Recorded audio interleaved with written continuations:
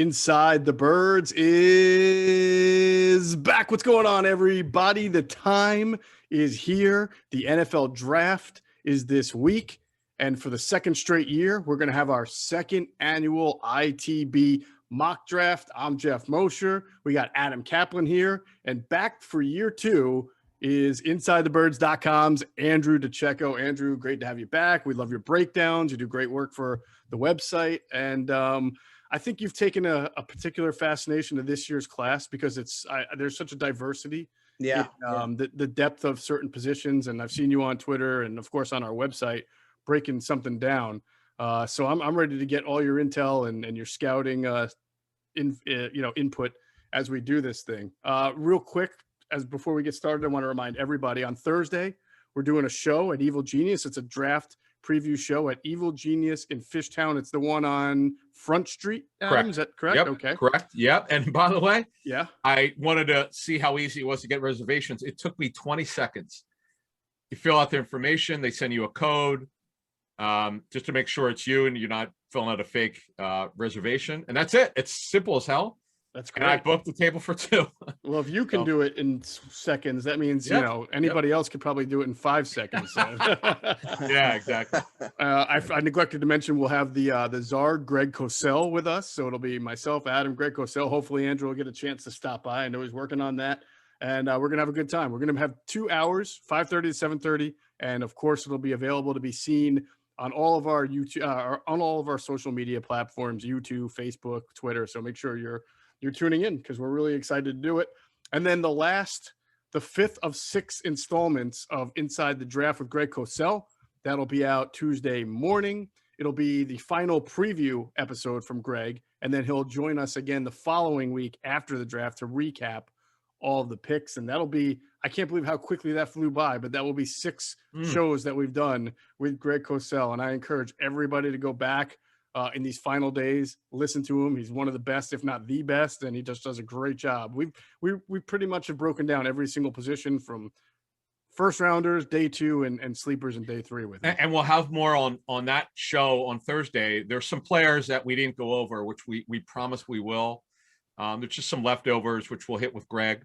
Right. But as Geoff said, we hit it all, and we hit it hard. And I know that this particular show, not everyone's an Eagles fan. We'll have Raider fans listening, Browns, Jets, Jaguars, whoever. Yeah. We'll be covering players that your teams are gonna draft. So we'll be sure to listen. All right. Well, we've all got our notebooks. We're all ready. It's like the ITB war room. I'll call it. For those watching this at home, you can see us. We've been studiously preparing for this draft. And here's how it's going to work. We're going to try not to make this thing 2.5 hours. What we're going to do is when the pick is pretty obvious, we'll get to it. And Andrew's going to start first. I'll do the second pick. Adam will do the third, and then we'll keep alternating in that order. The person who's up is making the pick, but of course we're going to get intel from Adam. We're going to get scouting breakdowns from Andrew, and we'll get a little bit of both from whatever I can provide. So with that said, gentlemen, start your engines, baby. Andrew DiCecco, you're on the clock. The Jacksonville Jaguars are picking first. So I'm not going to waste everybody's time. We'll do this very quickly. Adam, what are the Jacksonville Jaguars team needs? Quarterback. Thank you. Okay.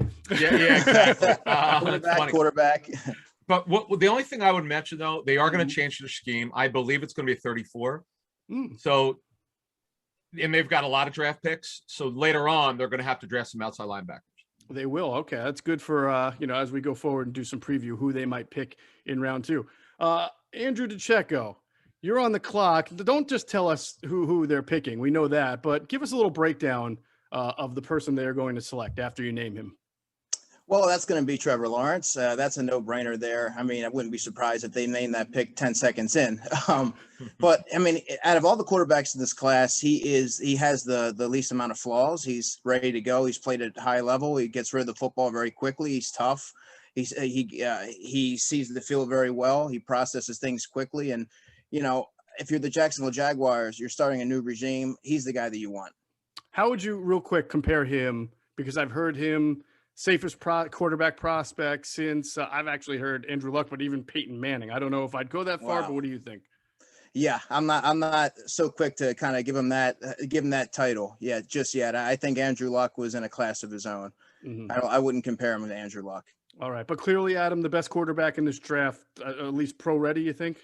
Yeah, I had a ex-GM tell me who's in touch with several teams that since Andrew Luck, it's the best quarterback that he's graded. In fact, what he said was, he said, number one, Lawrence is one, and the guy is going to probably go next is number two.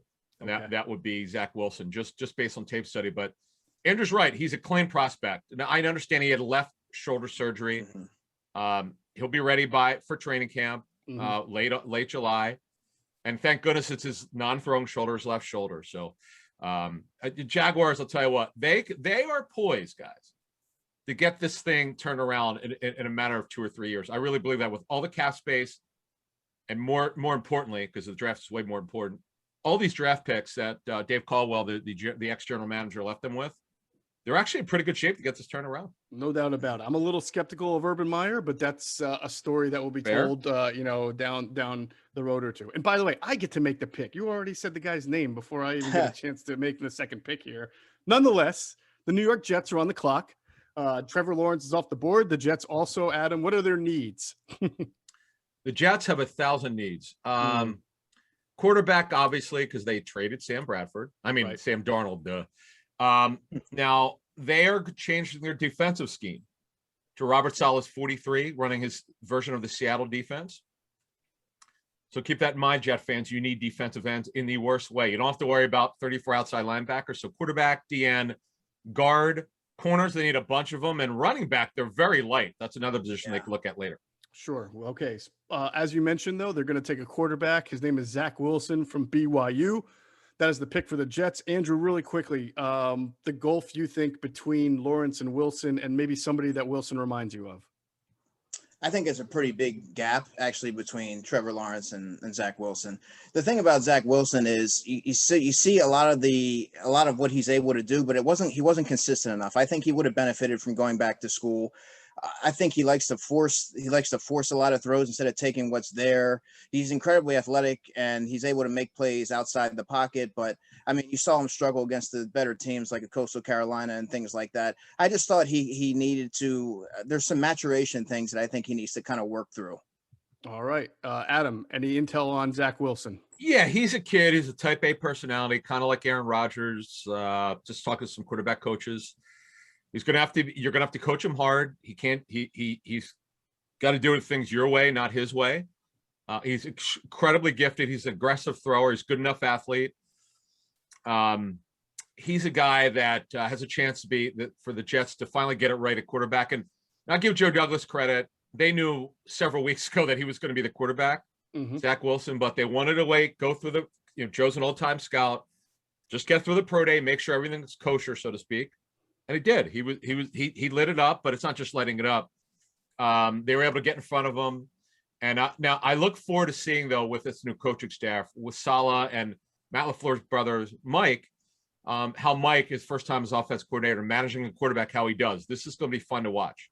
Absolutely. I like it. He's a fun quarterback to watch. I think we can all agree on that with his athleticism and skill set. All right, up next, the San Francisco 49ers are on the clock. Adam Kaplan, you're making the pick. First, why don't you tell us who the 49ers, what they need? What are their positional needs? A corner, that's their weakest position. A developmental quarterback, obviously, with Jimmy Garoppolo's injury history.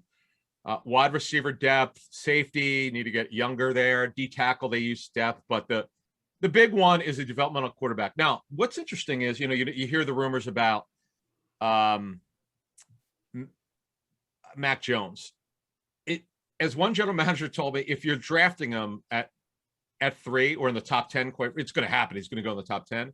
You're strictly doing it because you're running a West Coast offense, timing and rhythm, accuracy. I get all that. But this person also said, look at Jimmy Garoppolo and look at Mac Jones. Tell me what the difference is. And I couldn't even answer. Probably a better athlete. Yeah. Couldn't answer it. I said, that's a very fair. I said, I'm going to use that, by the way. Thank you. There you go. So that's kind of the way I see it. Now, I'm going to put Mac Jones in here just because it's a system fit. The other one would be Justin Fields. We'll find out over the next 48 hours or so what it's going to be. I'm sure it'll get out. I just think from a system fit, it is, but the better pick to me is Justin Fields. I don't think I just think it's Justin Fields is the better quarterback. Now, you want to say who's more camera ready? Guess what? They don't need Fields to play because Garoppolo's a quarterback this season. I actually think it's going to Fields, be Justin Fields. See, I would go with Fields. Yeah, That's me what I too. would do. But I just have this sneaking suspicion. Mm-hmm. I have nothing against Mac Jones, believe me. But as some coaches told me, were at his pro day, this is not a good thing. He looked exactly like he did on tape. Accurate, yes, you like that, but he cannot drive the football. No. All right. No velocity on his throws. Right. We Yes. Andrew and I can't compel you to maybe slide Justin Fields in. You really think it's going to be Mac, huh? I have a bad feeling. I shouldn't say that because if they do that, hey, I wish the kid well. Yeah. I believe in Kyle Shanahan as a play caller, and it's his call. In the end, he's got the most power there. But here's the thing: Mac Jones is going in the top 10. Mm-hmm. I believe it because it's a quarterback. When Mark Sanchez goes in the top 10 or top 12, this kid's good enough. I mean, he's a very accomplished quarterback, and he played for a great head coach. I'm gonna it's more of a guess than I know it. I just have this sneaking suspicion that this is a system quarterback. We'll see if I'm right or not. All right. So first three picks are going to be quarterbacks: Trevor Lawrence, Zack Wilson, Mac Jones. See, to me, if they were to take Justin Fields there, the draft has a little bit of normalcy after that. Atlanta sitting there at 4, and we'll get to that in a second with Andrew. But I feel like it's pretty obvious who Atlanta would take. If Justin Fields is still available at 4, that opens up the door for a lot of trade scenarios that we could not sit here and predict in a mock draft. I mean, literally 6-7 teams. Oh, that would be great. I mean, it would. I'll tell you what. If Mac Jones goes here at 3, there are going to be a lot of happy teams in back of this pick. We'll see. Gotcha. All right. Atlanta Falcons are on the clock. Andrew DiCecco, you're making the pick. Adam, why don't you tell us what the Falcons' needs are? Major need for developmental quarterback. Matt Ryan at 36. By contract structure, due to the dead money, they weren't willing to take a bigger cap hit than the 33.8 million that the Eagles are taking with Carson Wentz. So I get it. Guard is also one. Running back they need. They don't have a starter running back. Mike Davis is an excellent backup. Mm-hmm. Remember, this is yet another team that's going to change their scheme. Dean Pease is their new D coordinator. Came out of semi-retirement. He runs a hybrid 34. They need safeties and they need corners, and they could use some depth at receiver. Remember, Julio Jones is up there. He's had a lot of injuries, so those are their needs. Yep, Calvin Ridley, not a bad player though. They're pretty good at receiver, but you didn't mention one position that they could probably use a player that I would imagine might take here, and that would be tight end. Yeah, I mean, I'm torn between two players. I wanted to put that there. I was going to put it at the end. You're right, because Hayden Hurst is actually a pretty good. It's not a need. But, you're right. But again, it's not a need. Yeah, it's not a need per se. But as Bill Polian told us, Geoff, it's about an upgrade. If he's an upgrade, you don't worry about it. You take him. Mm-hmm. I'm not doubting that Pitts is an upgrade, but he's not on my needs list per se. Well, that's a perfect segue, Andrew. You know I'm a big fan. You listen to the show, you're part of it, of best player available and not picking on need. So as we get to the Falcons at 4, do you think they're addressing any of those needs, whether cornerback or safety, or are they going best player available? I still think it's a little too early to go corner. I mean, I think the best player available, in my opinion, is Kyle Pitts. And when you look at what the Atlanta Falcons have from an offensive standpoint, they had the receivers, they have an old quarterback. Give him another weapon and see if he can make a run. I mean, Kyle Pitts just isn't an ordinary tight end. Obviously, he can move a line all around the offense.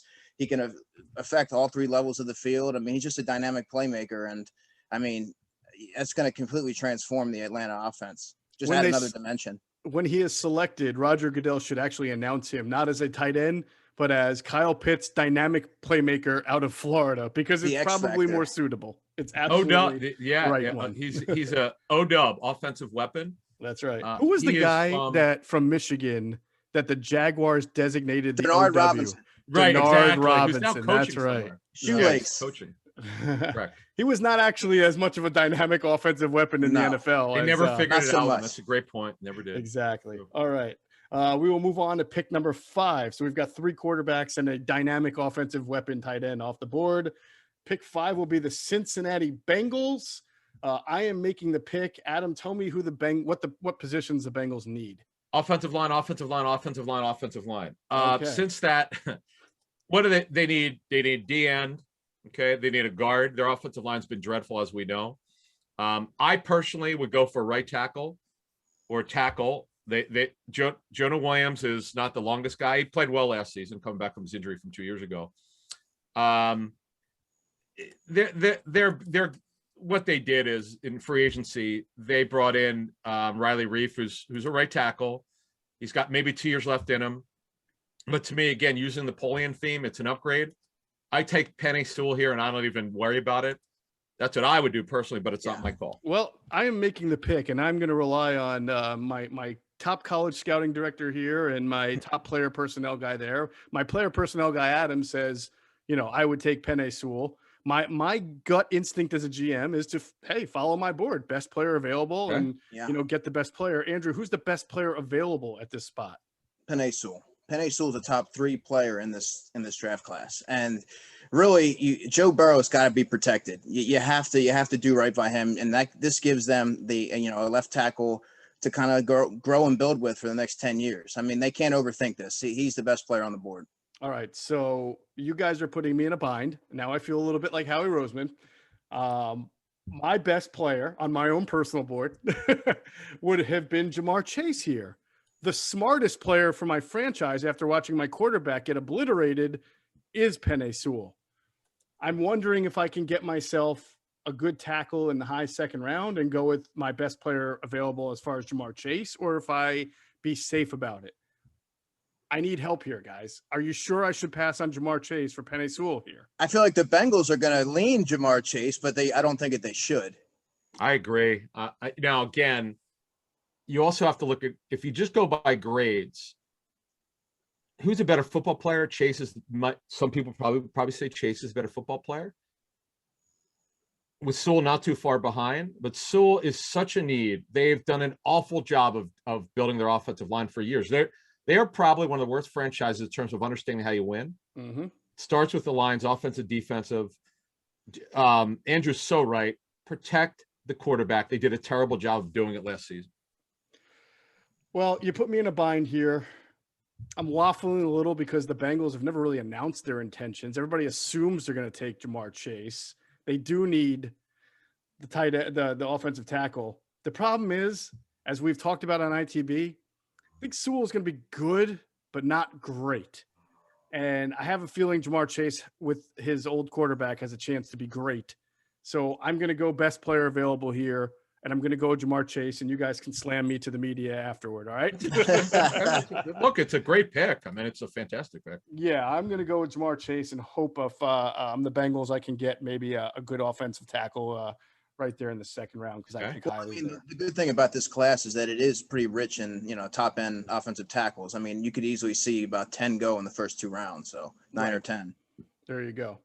All right, we're going to pause real quick. We've made 5 picks: Trevor Lawrence, Zack Wilson, Mac Jones, Kyle Pitts, Jamar Chase is our top 5. And I want to just pause a little bit and tell you about our friends from Sky Motor Cars. And if you hit up Sky Motor Cars, make sure you tell them Geoff and Adam sent you. And for those watching at home, you can see Adam rocking the Sky Motor Cars War Room sweatshirt jacket. Yeah, I got on. Thank you, awesome. Brett Shoulder, for sending it. Love it. Awesome. All right, the next pick once belonged to the Philadelphia Eagles. They traded out. It now belongs to the Miami Dolphins. And Adam Kaplan, you'll be making the pick. What are the Dolphins' needs at this point? They are looking for a right tackle, as I understand it. They are going to, at the very least, they will have competition for that right tackle job. Robert Hunt would be the incumbent, but as my understanding is, as of this, is that they've looked into it. They're going to do something at right tackle, whether it's a street free agent or the draft, which makes more sense. They're going to do something. So Penei Sewell, look, Geoff and I talked about it. The history shows guys with shorter than 34-inch arms don't make it very well at tackle. It's hard. It's hard to do that. And that's why I do believe he could play right tackle or guard. Mm-hmm. I know some teams I spoke with are actually looking at that. To me, if Chase had been there, Jamar Chase would have been the pick. He's not. So outside linebackers in need, no question. Kyle Van Noy, they cut him. They need pass rushers in the hybrid 34. They could use a starting running back. They got plenty of depth, but they don't have a true starter. But right now, this pick, they got to do it. Sewell is a perfect pick, man. Boy, do they luck out in this mock draft. Yeah. How would you compare, Andrew, Sewell to Rashawn Slater? If you were starting a team and you wanted to pick one of these guys to be a cornerstone lineman, which one would you take? I would go with Penei Sewell. I mean, just from an athletic standpoint, Mhm. he's a people mover. He has great technique. He's ready to go from day one. He's a plug and play starter. I see Rashawn Slater as more of a right tackle, and he can do a lot of things, and he does a lot of things, decent. But I think that Sewell can do things at a very high level. I think he has all pros in his future. There you go. All right. So the pick was in. It's Penei Sewell. Let's not forget, Miami traded up there for a reason. Like, there were going to be wide receivers that probably fall a little bit, and there'll be some corners that might have been where they were, but there certainly were not going to be both offensive tackles where they were previously picking. By the way, Pitts is still available. I can't believe it. I can't believe it. He's still available. No. What do you mean? He went fourth. No, he went fourth to Atlanta. Oh, wait. Did he go to 4? Yeah, we gave him to the Atlanta Falcons. Wait a minute. That was okay. Andrew DiCecco's pick. Lawrence. So far it went just so Trevor review. Lawrence to the Jaguars, Zack Wilson to the Jets, Mac Jones to the 49ers, Kyle Pitts to the Falcons, Jamar Chase to the Bengals, and Penei Sewell my bad. to the Miami Dolphins. No problem. All right, so now here's where the draft really takes a nice turn. Go ahead. Yeah, because right now we've got the Lions and Panthers up. Okay. Yeah, that's right. Andrew DiCecco is going to be making the pick for the Lions. Adam, tell us what the Lions need besides everything. Yeah, they've changed the receiver core completely. Their top 3 receivers are gone. So Tyrell Williams is coming off major shoulder surgery, last season. Brashad Perriman is Brett Perriman's son. It's really crazy. He's playing for the same team his dad did. He's had too many injuries. So receivers, their number one need. Corners not too far behind. They need DN. They need a guard. They need a safety. They could use an outside linebacker. Aaron Glenn is their D coordinator. So this is going to be that's right. So I would say receiver right now would be great. It'll be interesting to see what they do because they've got a lot of needs here. If only there was a Herman Moore Jr. coming out of the draft here. And number 84. Be able to play alongside Brashad Perriman. All right. So, Andrew, here at 7, we're looking at a variety of players. I mean, certainly the 2 Alabama receivers, the Rashawn Slater, who we talked about, and a pass rusher perhaps could go here. Kwity Paye. Surtain, corner. Patrick Surtain, a corner. So we've got a salad, like a buffet here. I'm just going to leave this with you. I know you're making the pick, but as your top advisor, it sticks out to me that the new head coach, who was really hired to build a program there, talked about, and not only did he hire some tough-minded guys like Deuce Staley and Aaron Glenn, but talked about devouring kneecaps, wanting to be that physical, imposing type of team. So with that in mind, I don't see the Waddle Devontae Smith fascination here. I'm not saying you can't pick him. It's your pick, but I feel like this is going to be a trenches or tough linebacker type of pick. That's just what I personally feel.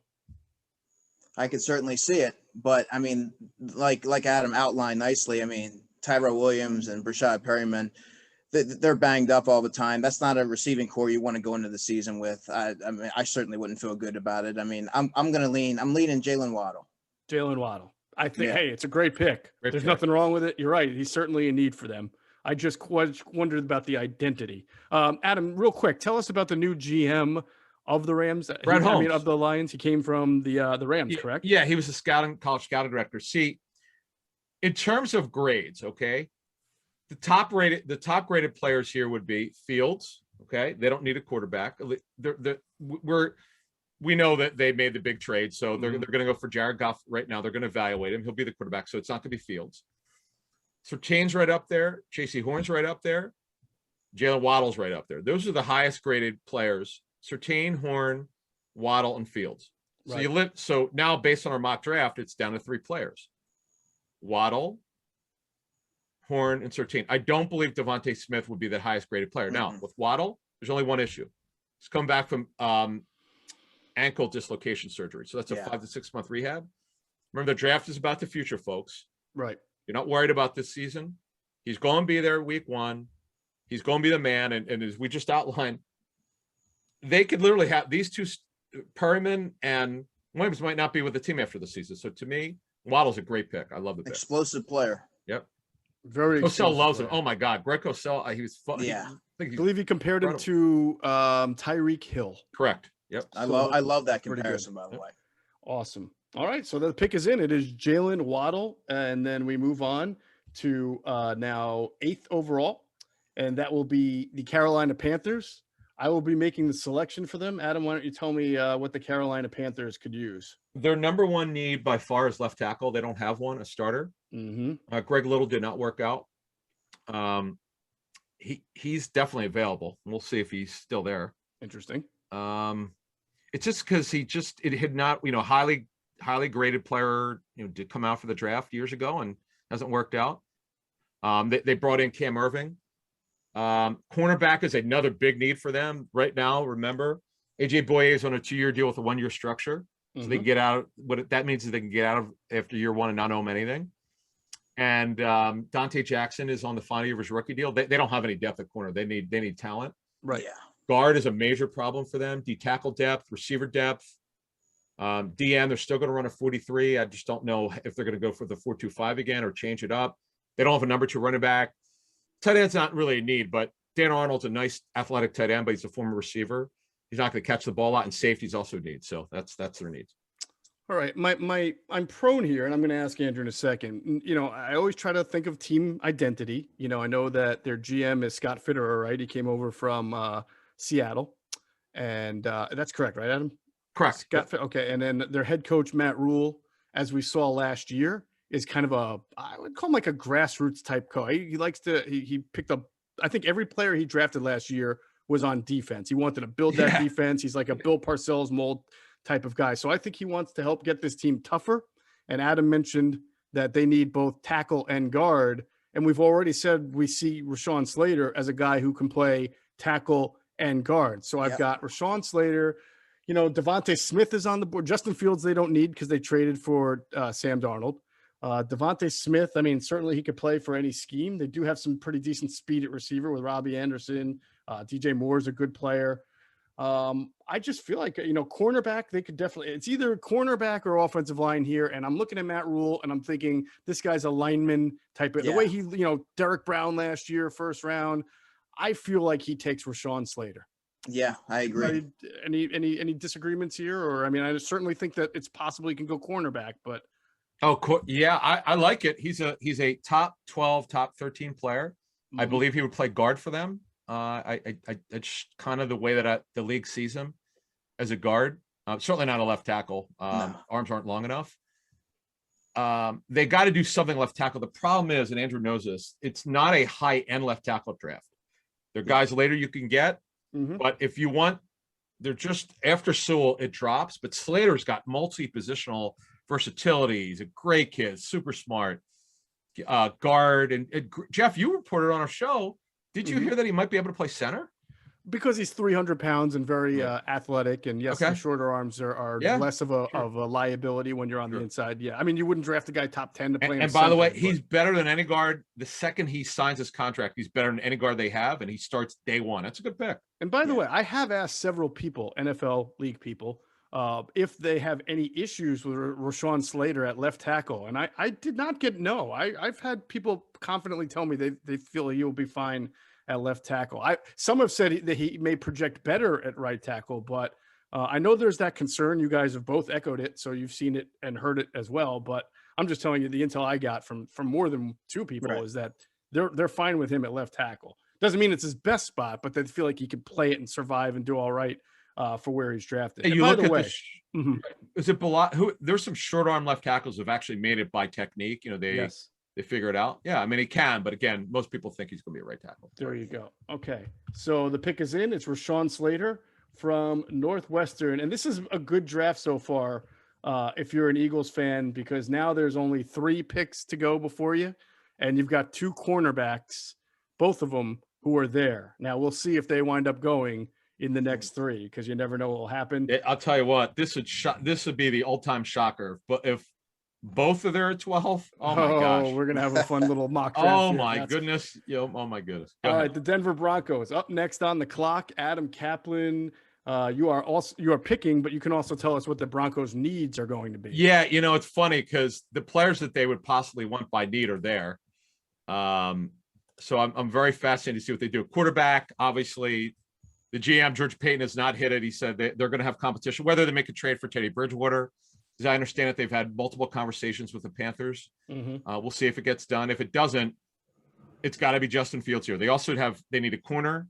They need Miller, the great outside linebacker. So in the final year of his deal, they could use the safety, but Justin Fields is the pick. I mean, if by a miracle this mock works out this way and he's there, they'll turn that card in 10 seconds. Go, put it in there. I was just about to say it, Andrew. I will have you break down a few guys just in case. But if I'm George Payton or Patone? Payton. If I'm George Payton, I'm running to the podium with Justin Fields' name on the card. I've got it on 5 different cards just in case I drop 4 or email. I'm sending it, hitting forward 5 times. I will say this though, before we move on, boy, they've got corners, but they remember now Bryce Callahan's on the final year of his deal. Right. And Kyle Fuller's older. Remember, the draft is about future needs, not so much current needs. And a corner here would be a great value, but I'll tell you what, Peyton's inheriting Drew Lock. He didn't draft him. And to me, Fields is a great pick here. I like it. Andrew, anybody you could hear, how would a guy like Micah Parsons, just curiously, fit into the Vic Fangio defense? Because I think that would probably be a good fit. Yeah, I was just about to say that. They have their outside covered, but Josie Jewell in the middle does not run very well. He's not particularly athletic. And Micah Parsons, I mean, you talk about the modern day defender. He can do it all. He's terrific in coverage, flows sideline to sideline, very sharp football IQ. I mean, Justin Fields, if it falls this way, he's going to be the pick, obviously. But I mean, Micah Parsons would be a nice one at 9 if Fields isn't there. By the way, you know I'm a Penn State guy, but I accept no slander of Iowa players on this Josie Jewell slander. No, but you're absolutely right. I would think if it wasn't Justin Fields, it would be Micah Parsons here, even before a cornerback. But that's just me. The pick is in. Justin Fields is the man. What a steal for the Broncos there, in my opinion. If it works out that way, at 9th overall. Yeah. And up next is the Dallas Cowboys. Oh, by the way, I screwed up. Andrew, wait, had Andrew make it. No, Adam made that pick. That was just Andrew getting his input in. Okay. Yeah, you got it. Andrew, you're making the pick for the Dallas Cowboys. Adam, tell us what the Cowboys need. Corner. Every mock out there has got Surtain. Well, right now he's available. DN is also a need. D tackle. They've had some bad luck with injuries. And in safety are their chief needs. All right. Yeah. Going to 43 defense on Dan Quinn. We should mention that moving from Mike Nolan's 34 to Dan Quinn's 43. Sure. They did draft Trayvon Diggs last year at corner, and after a rough start, I thought he actually finished the year pretty well. I know that people in the league thought he improved. Yeah. But you got a guy like Patrick Surtain, Alabama. Is there and Jaycee Horn? I mean, what do you think? Do you think that this is definitely cornerback, Andrew? Yeah, I think so. I mean, they need help everywhere, honestly, as you know, Geoff. But I mean, I think it's gonna be hard for them to pass on Patrick Surtain. I personally like Jaycee Horn a little bit better, but I think the consensus is Surtain's the cornerback 1. So I think that's the way they're going. All right, Adam. If they didn't go corner here, where do you think they would go? Pass rusher?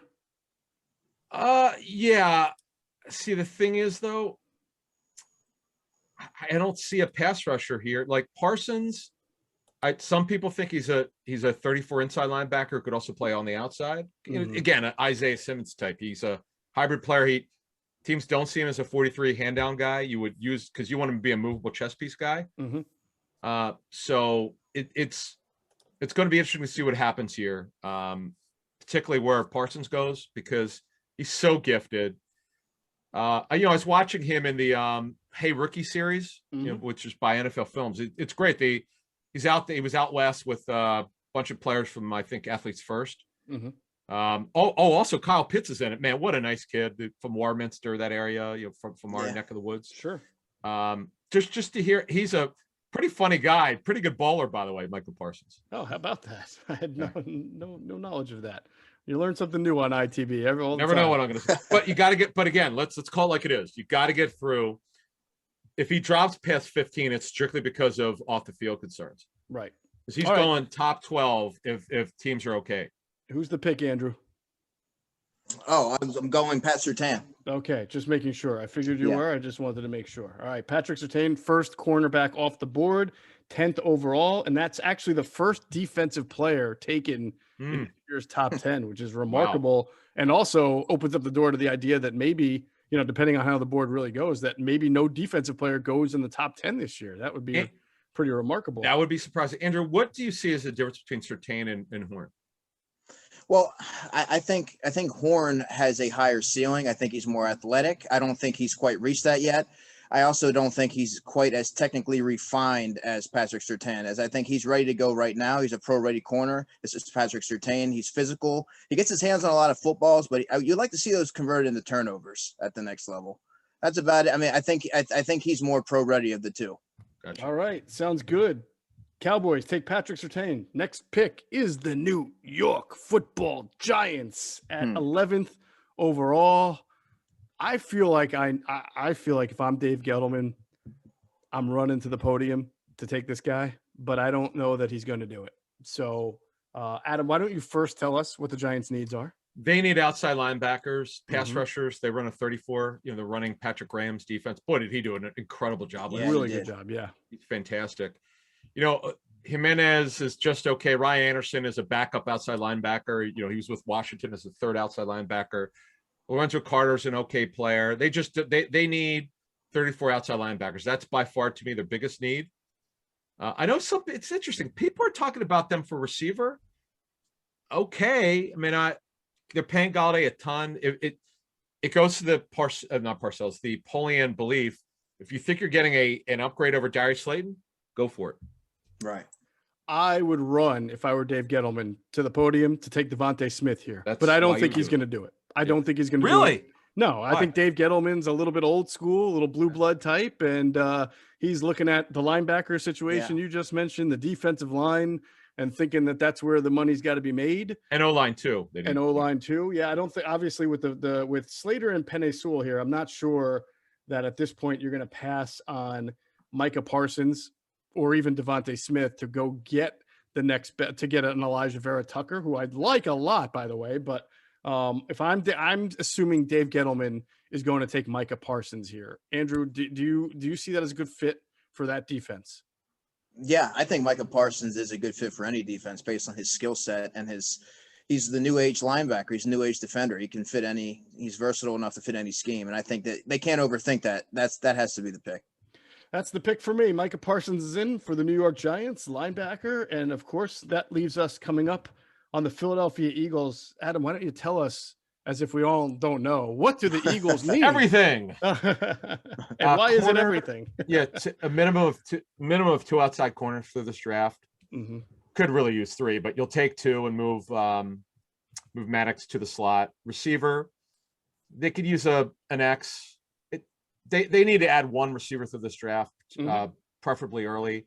D tackle, DN. Do they need to get an outside? I mean, see, here's the thing with linebacker. We know they're going to be a nickel team, so they're only going to play two linebackers for the most part.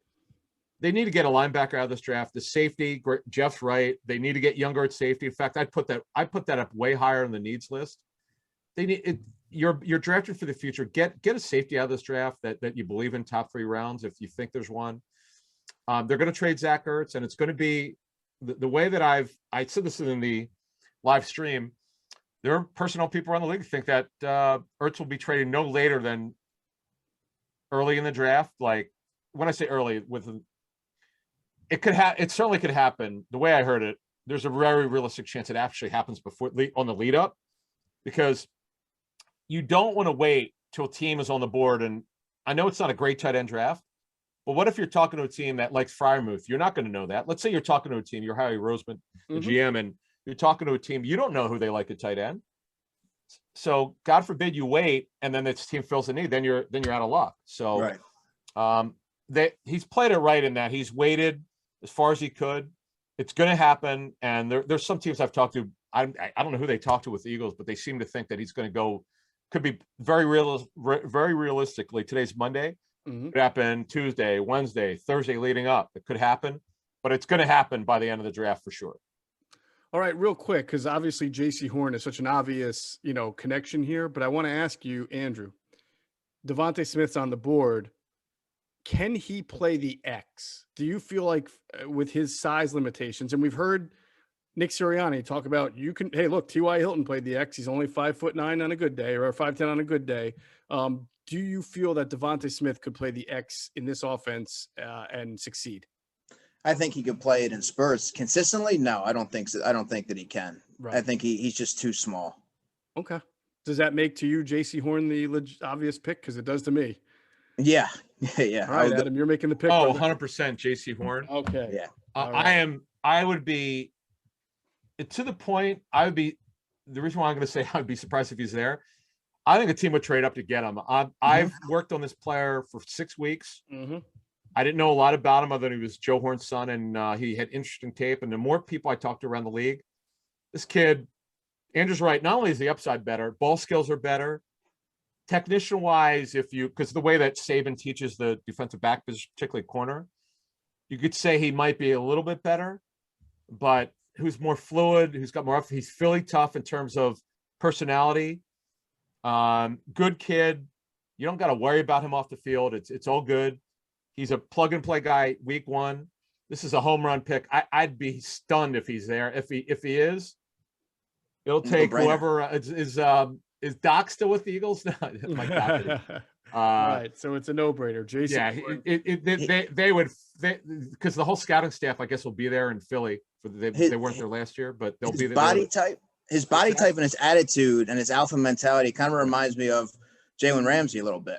Oh, I like that. No, it's funny, Andrew, in that video, in the thing I saw that you mentioned, Horn and Ramsey worked out together because we're represented by Athletes First. And they showed Horn and Ramsey working out, and Ramsey's explaining to him, because he talks a lot and Horn does talk. It's so funny you mentioned that because it's exactly what they were talking about, the next step to get to the next level and how Ramsey became great. It was actually a really good documentary. Now I have to check that out. Will Jaycee Horn hide a cell phone in the padding of a goalpost? He talked about that, when Geoff. he returns a touchdown. Pick for a touchdown. He's heard it about 1 million times, from his dad doing it. It's really amazing. Sure. All right, we move on to the Los Angeles Chargers. Andrew DiCecco is making the pick. To recap, we've got Trevor Lawrence to the Jags, Zack Wilson to the Jets, Mac Jones to the 49ers, Kyle Pitts to the Falcons, Jamar Chase to the Bengals, Penei Sewell to the Dolphins, Jalen Waddle to the Lions, Rashawn Slater to the Panthers, Justin Fields to the Denver Broncos, Patrick Surtain to the Dallas Cowboys, Micah Parsons to the Giants, and Jaycee Horn to the Eagles. The Chargers are up next. And Andrew, Adam will go through the needs for a second. I'll let Adam go through the needs and then get my own comment. What do the Chargers need, Adam? Offensive line, particularly tackle. Although, they say they talked up Sam Tebby big time. Trey Pipkins. He's a 19th third-round pick. Mm-hmm. Yeah. But Filer's definitely going to be starting at one guard spot. But the other spot is open to me. Bulaga's also coming back from his injury. Offensive line, they have also, remember, Mike Pouncey retired. Trey Turner was a disaster. They cut him. So offensive line certainly a need, but the other needs are corner. Remember, they cut Casey Hayward. Mm-hmm. Linebackers, they don't have any depth at all. They need linebackers, and that's receivers a need, but they like these. They've done this. Jalen Guyton, who was a surprise last year. The kid Tyron Johnson was kind of a surprise. They developed these guys you've never heard of. Look, Malcolm Floyd was an undrafted free agent. They have a history of developing these undrafted receivers over the years. Yeah. So my feeling, Andrew, as your player personnel guy, is that we just drafted Justin Herbert, and he's got all the talent in the world. He's got all the arm in the world. And I got receivers who are pretty good, like Keenan Allen. Mike Williams, I would say, has been underwhelming for where I drafted him. Sure. And I don't know if I have enough speed. I want someone to grow with Justin Herbert here, who I can move around, a new regime. I'm looking to make some damage and support this guy. Yeah, I could take an offensive tackle here or a guard, a Vera Tucker, maybe a Christian Darrisaw. But yeah, how could I as a GM let Devontae Smith continue to slide down these boards? Well, I would say, as good as Devontae Smith is, Geoff, you can still get a guy like an Elijah Moore, or there's a wealth of talent later in the draft that they can go. Mm-hmm. They need to protect the quarterback. I'm looking at Elijah Vera Tucker, or Christian Darrisaw, or maybe Tevin Jenkins. I'm going to go Elijah Vera Tucker. All right, that's actually in my own personal mock draft I had, but I I would was have trying done to him. build It's a funny. good I argument. was going to put him right in there if it was my pick. Mhm. Andrew, let me ask you this question. When you look at the tackles or just the offensive linemen that are still available, Yeah. is he over when you compare Darrisaw to him? What? Because I'm looking at the available tackles who could still go in the first round. I don't see many left. What makes Vera Tucker better than Darrisaw? I think he's just more pro ready. He's more versatile. He's more athletic, and I just think he's more technical. He's more technically savvy. Okay. He I also think did. Darisaw's a little. He's not as Darisaw's not as polished. It's my understanding. I know Vera Tucker has played tackle in college. Also, I mean, I think he played guard and tackle, and that Yeah, his tackle tape I was told, was much better than people thought it was, It because he was was. kind of originally regarded as a guard. yeah. Yeah. His tackle tape is good. That's why he's got the versatility. I think he's going to be a guard initially, at least, but Mm-hmm. he Well, can play tackle. I know Daniel Jeremiah said if you put him in the same lump with or lump him with Sewell and Slater, you would say that Vera Tucker is the cleaner and safer of the prospect. He's got the Yep. body type you want. He's got the versatility. You don't have to worry about short arms per se. And so, Well, no, Vera Tucker is short arm. That's Yeah, the he's one issue. I'm and sorry, he's short arm. short. If you put him at guard, you don't have to worry about it. But No, obviously, correct, yeah, right. yeah. Tackle, he's just 32 and an eighth is Right. not going to make it. No, that's really not. true. That's No. tough. Although his tackle is good, but it's obviously different when you get to the NFL. Mhm. All right, the Chargers take Elijah Vera Tucker. The Minnesota Vikings are now up. They are on the clock. Adam, tell me what the Vikings' needs are. The Vikings needs. So let's open up my board. Okay, left tackle. They cut Riley Reef, who really was a left tackle with the Lions. A right tackle, left tackle. Then he played left tackle. Right. Brian O'Neill is a right tackle. Was really athletic. He may move to left tackle someday. A former tight end at Pitt, and then he moved to tackle. So they need a left tackle. They need a guard, DN. They could use wide receiver depth. They have like no depth. I understand they're a 12 personnel team. That's not going to change. They could use a linebacker, and they could use a developmental safety. So those are their needs. So, Andrew, I'm in a little bind here, right? Because I've decided as the GM of the Vikings that it seems to me that what the needs that meet with best player available here are probably offensive line. And I'm looking at Christian Darrisaw. I have some questions about him based on what you said. Also have some questions on Tevin Jenkins. Kind of labeled sometimes can be soft. So we'll see about that. I am a Mike Zimmer team, and so I love hybrid linebackers, and there's always the Notre Dame kid there who can play a whole lot of like linebacker and safety stuff. But I really think I got to build up my offensive line here. I'm leaning toward Christian Darrisaw. Am I in the right? Is that the right move? Minnesota is just like the Bengals. Their offensive line is perpetually terrible. They got to rectify that in a big way. I agree. Like, I'm not running to the podium, but I'm thinking that this is the best for my organization and the best. Yeah, it makes the most sense. All right, Christian Darrisaw is going to go to the Minnesota Vikings with that pick. That would be pick number 14.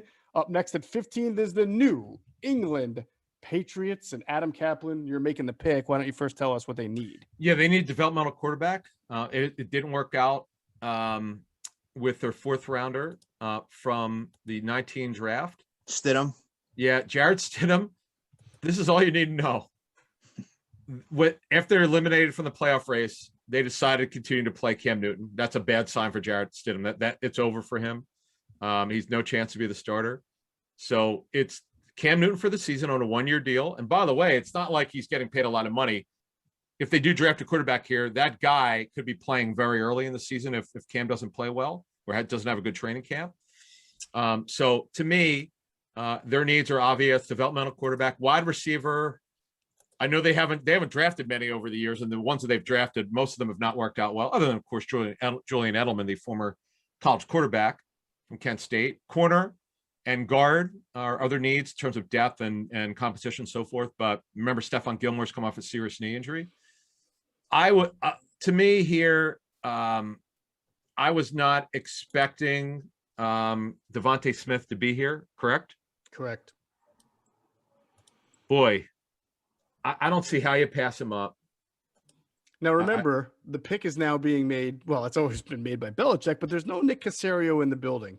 Mm-hmm. So it's kind of even more so on Belichick this year, maybe more than ever. Well, it's got Dave Ziegler, who's taken over for Casario. Right. It's a good point. Andrew, if you're making this pick, Adam's going to make the pick, but he's enlisting your advice here. Trey Lance is on the board. Yeah, I'm saying Trey Lance I'm thinking is about awful it. enticing, but I don't think you can. Devontae Smith just seems like a New England type of receiver. He's so explosive, man. He fits. He knows how to get open, man. He's just. Oh, Josh is already playing. Josh is moving him around X, Y, Z. Hey, listen, Z. Look, last year, just so you know, Mm-hmm. Cam Newton was not the only movable quarterback they were looking at in free agency. Cam was the guy they wound up going for in June. So it to me, it's between Lance and Smith. And some people think Lance is going the upper half. Maybe so. It would be a great pick here because he doesn't need to play year one. He's a total developmental quarterback, which is a major need for them. But you're on Smith, the to me, is clock, a better buddy. football player. I'm taking Smith pick. here. Devontae Smith. I love it. I love it. Again, I'm sure it won't work out this way, but if it does, you take him. Hey, this is all about having fun and evaluating the players and schemes. And I think the marriage of Josh McDaniels and Devontae Smith here is made in heaven. I mean, that to me is a great, you got an offensive mind and a movable piece with all that explosion. You're right. Will it really happen? I don't know, but there obviously is the potential because I don't think we've done a whole lot of reaching here. We've just kind of, gone according to Hoyle for some. And hey, look, it could happen. And I do think there's a little bit of the element of the unknown here with now Tom Brady gone full year and how they're going to rebuild. Nobody really saw them going into the offseason and spending $1 billion on tight ends the way they did. I know, it's crazy. And if Mac so. Jones does not go to the Niners at 3, I don't know where he's going, to be honest with you. I know it's a quarterback-driven league. I get all that. I just don't know. Beauty's in the eye of the beholder. He's a West Coast offensive quarterback. I don't see, if you go through the upper half, it would be fascinating to see if he dropped. All right. That's it. Devontae Smith to the Patriots at 15th overall. All right. We're going to get to Andrew DiCecco with the Arizona Cardinals. First, download the DraftKings app now. Use the promo code ITB to enter the free draft pool with $50,000 in prizes up for grabs. That's ITB to enter the free draft pool with $50,000 up for grabs on the top-rated DraftKings Sportsbook app. All right, so now we've gone 15 picks in, almost halfway through. We'll recap again. Trevor Lawrence to the Jags, Zack Wilson to the Jets, Mac Jones to the 49ers, Kyle Pitts to the Falcons, Jamar Chase to the Bengals. Then we've got Penei Sewell to the Dolphins. We've got Waddle to the Lions, Rashawn Slater to the Panthers, Justin Fields to the Broncos, Patrick Surtain to the Cowboys, Micah Parsons to the Giants, Jaycee Horn to the Eagles, Elijah Vera Tucker to the Chargers, Christian Varasol to the Minnesota Vikings, and Devontae Smith to the New England Patriots. And now we come to the Arizona Cardinals, which is a real, to me, wild card area of the draft as we're almost halfway through. Adam, why don't you tell me what the Cardinals need? Yeah, a corner is they if you thought the Eagles were bad at corner, opposite Darius Slay, they are super bad. So they corner, safety, running back in terms of depth.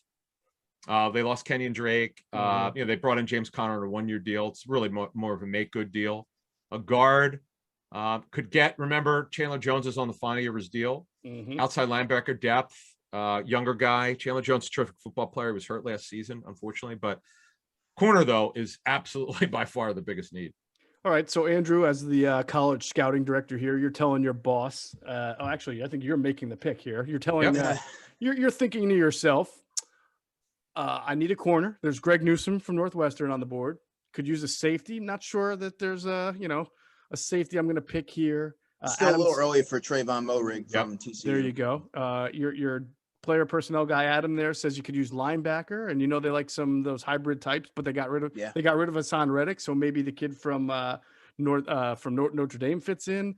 And I'll just tell you that I feel like the Cardinals are a little bit of a wild card. They're Keim's an interesting GM, and the thought of putting Travis Etienne in that offense has to appeal to me a little bit. Maybe you feel like it's too high. That's fine. I'm just giving you my input. I feel like this is an unpredictable team, and I can't help but think that the head coach would love the idea of Travis Etienne with Kyler Murray and DeAndre Hopkins and some of the other guys that they got out there. But the pick is yours.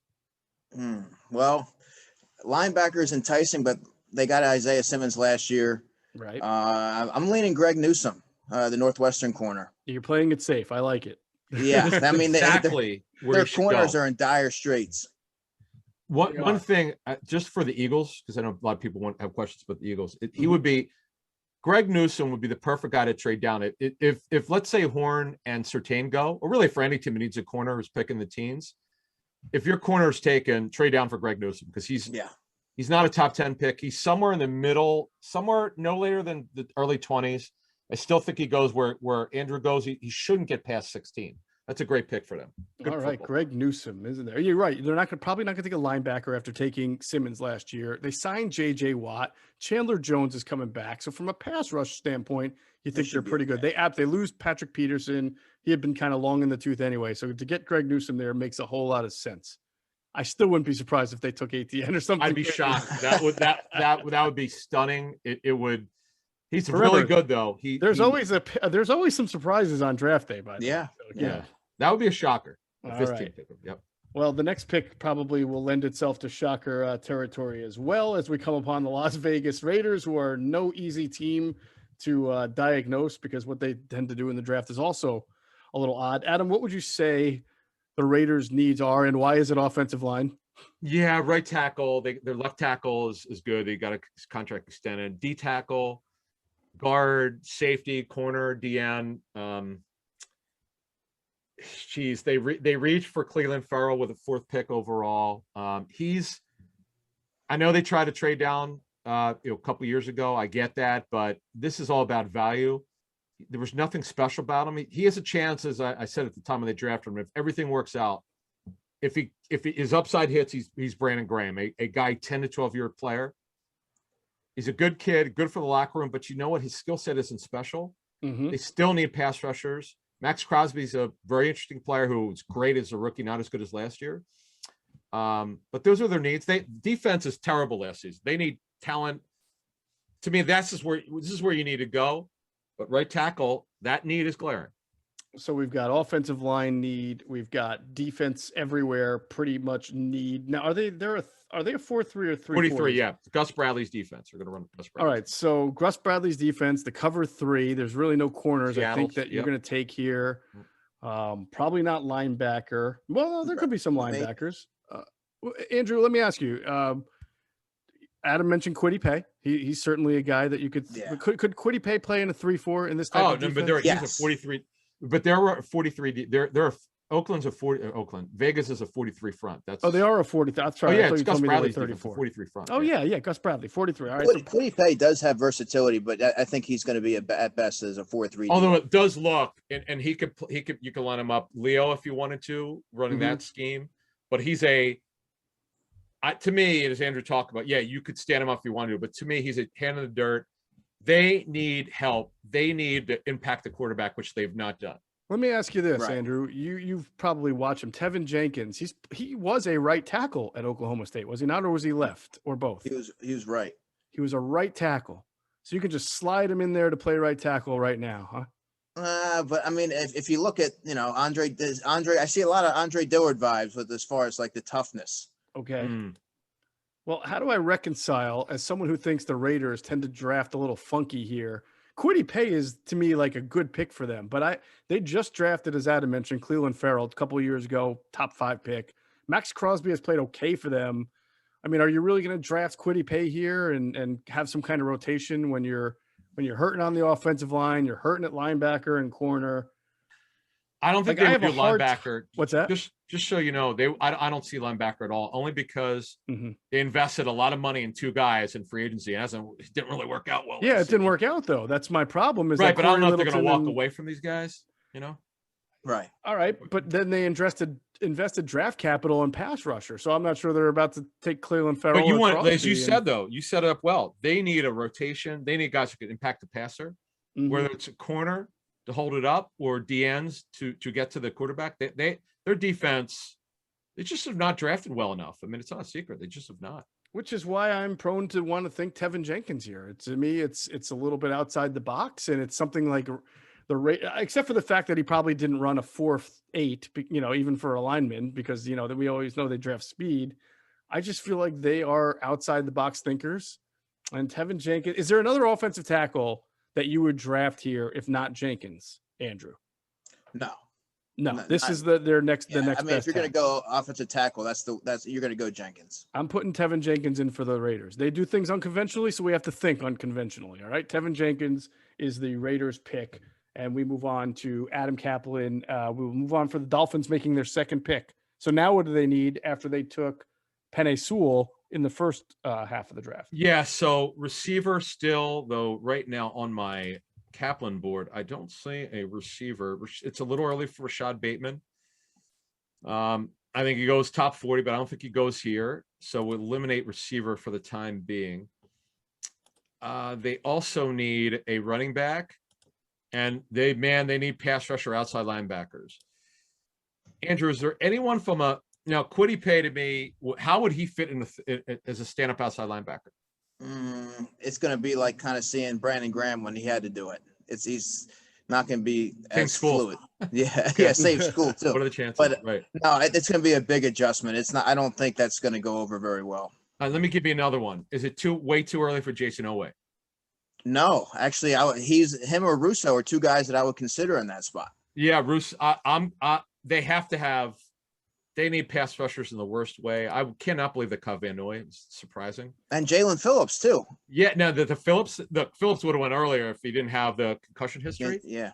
Backyard player right there. Dolphins, University I of get Miami. it. I know. Phillips would have went. Geez, he would have been a top 10 pick. But This is a tough pick. I mean, there's it's a medical really, thing. yeah.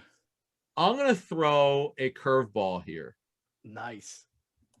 If Andrew, our resident draft expert, says through his tape study and his information and his ability to project, Jason Oweh's the pick. I know we know he's going in the first round, and we know how Greg Cosell feels about him. My goodness gracious. Yeah, he's a stud. Can I sell you guys real quick before we I haven't turned the card in yet. Go ahead. I know, because this is a team that we've seen under Flores values the versatile type of players, and certainly the back end players, right? The corners, the safeties, linebackers. They gave all that money to Van Noy, but cut him so they could use a kind of rangy coverage type linebacker. Does Jeremiah Owusu-Koramoah fit with what Brian Flores likes? Because I tend to think he might. 34 inside linebackers. Andrew, does that sound right? The way I've heard it? Yes. And they are running a 34, correct? Right. But they need pass rushers. I don't see they do. Like, I understand for nickel. I get that. But to me, who's going to give him more bang for their buck? Jason Oweh. All right. Jason Oweh is the pick? Yep. I love it. Make Cosell happy. We are. Jason Oweh goes, wow, who would have thought that at the end of the season that he was going to go that high? Unbelievable. He goes 5'10", 5'. He's only been playing what since 11th grade, huh? Yeah. Yeah. Unbelievable. Yeah. How about this tape is Greg saying, and a lot of personal people I've talked to, you just don't find guys this twitchy and this bendy, you know? Yeah. Yeah, he's a freakishly athletic. I hope he could translate it. People are, you can't draft a guy who didn't have a sack last season. I get it, but pressures, man. A lot of pressures. And let's face it, Miami with 2 first-round picks and then a billion other picks this year and next year, they can afford to take a gamble like this and hope for the high upside. Yeah. All right, the next pick belongs to the Washington football team, still the Washington football team, even in 2021 so far. Andrew DiCecco will be making the pick. Adam, tell us what the Washington football team needs. Oh, this is beautiful here, but it's Andrew's call.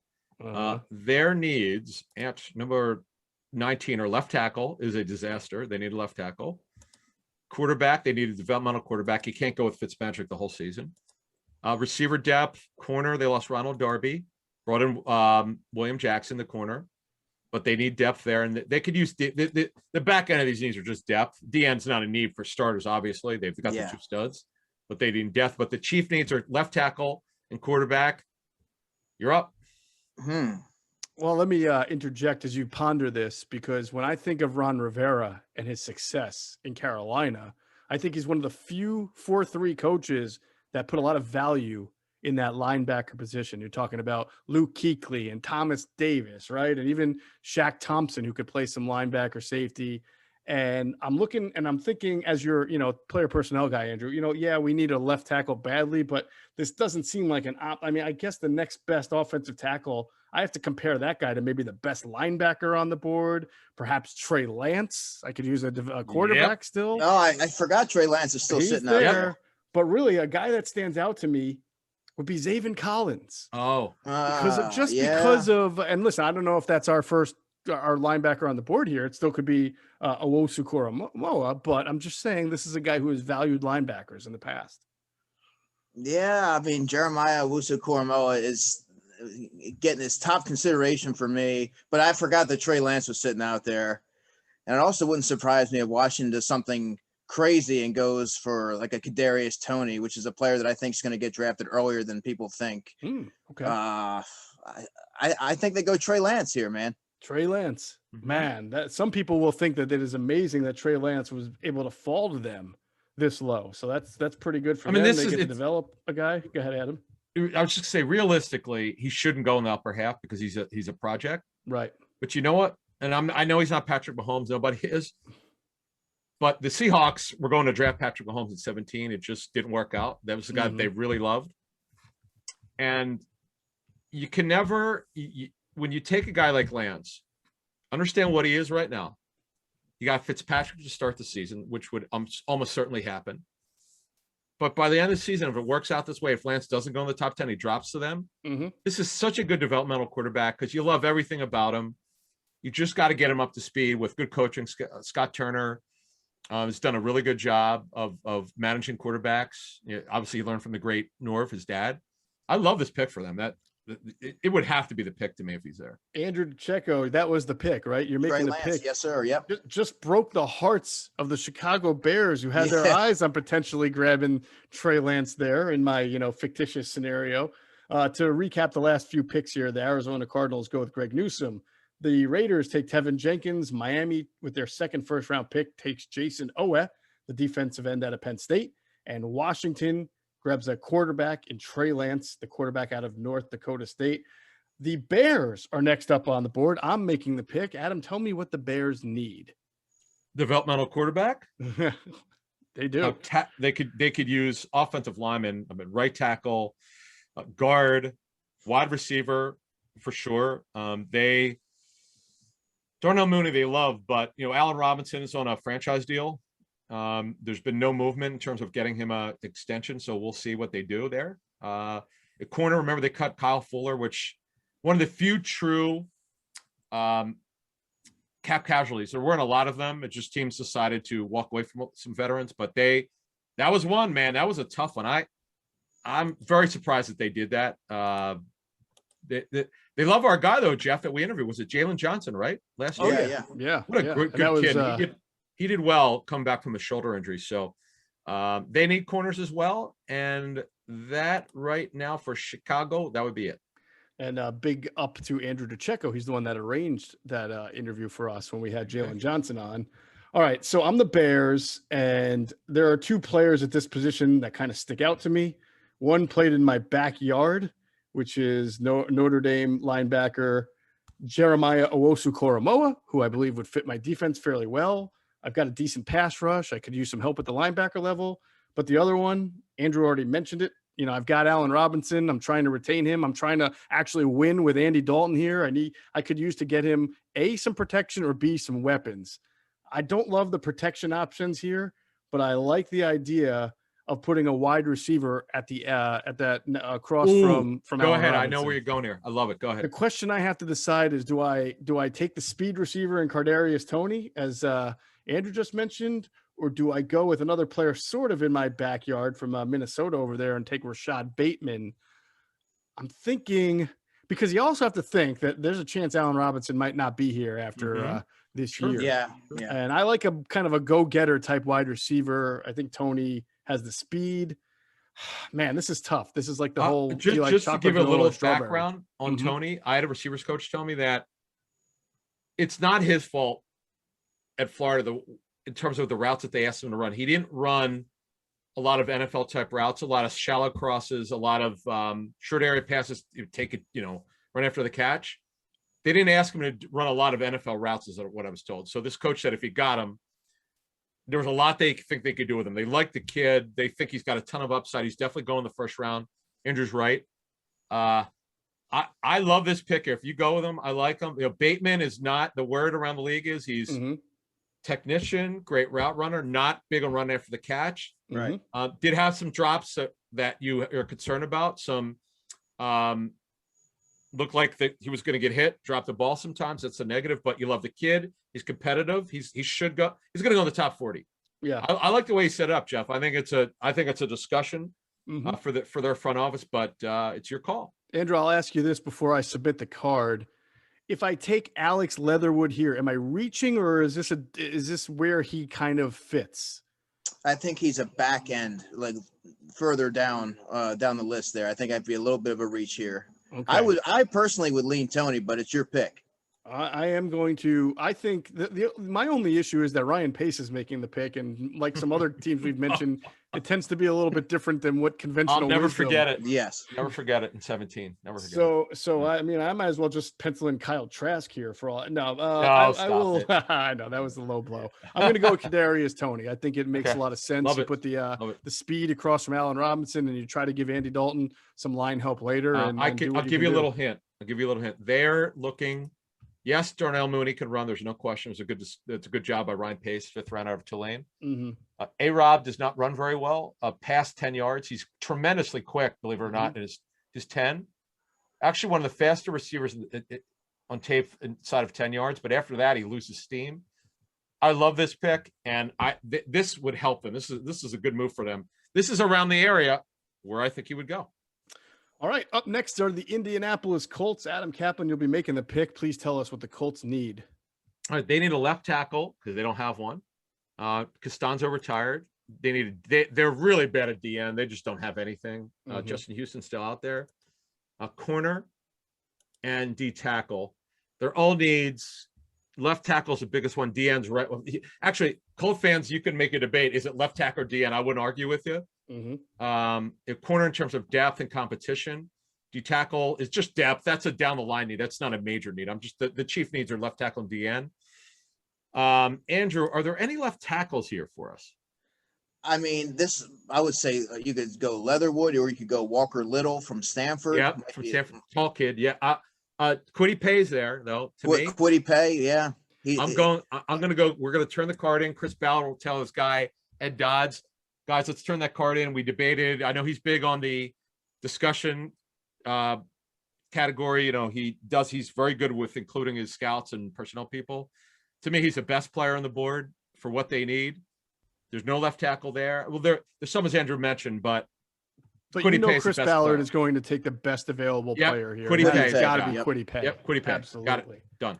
Absolutely. Great pick there. And I on my own personal mock, I actually had that right there. Kwity Paye, Indianapolis makes a ton of sense. All right. So Kwity Paye, is this the second pass rusher off the board? Two Big Ten guys, Jason Owe and Kwity Paye, are now off the board in the top 5, 10, top 20. We're through 20 picks, recapping the last 5. Newsome to the Cardinals, Tevin Jenkins to the Raiders, Jason Owe to the Dolphins for their second first-round pick. Washington grabs Trey Lance. The Bears grab Kadarius Toney. And the Indianapolis Colts grab our friend from Florida, our friend from Michigan, Kwity Paye, defensive end. All right, let's pause right here before we get to the next pick with the Tennessee Titans for a quick word from some of our great sponsors. All right, up next, the Tennessee Titans, who had a very interesting offseason, right? Andrew DiCecco, you'll be making the pick. They lost a wide receiver in Corey Davis. I forgot who Adam. They lost to Dory Jackson. Yeah, so they cut him right. That was right. Unfortunately, they missed badly on Isaiah Wilson. Yeah. Yeah, which they right tackles it certainly need for them. You know, it's amazing. But if you really look, John Robinson's done a good job overall. He's built a really good roster, and Mike Vrabel's been terrific. But where they've missed on are pass rushers. That's why they gave Bud Dupree that monster deal. And corner, they've not done very well. And those, ironically, are still 2 needs. Andrew, as one of your executives, I'm looking at the board here. We've put a lot of time and effort into Jalen Phillips. We know that there's some concerns there, but as our other executive mentioned, they really need some pass rushers. Mike Vrabel is a coach, good culture. Maybe you're not worried about the guy. He gave up football. He came back. Has some concussion issues as well. Concussion concerns major. Yeah. Major concussion also, concerns. Russo's out there.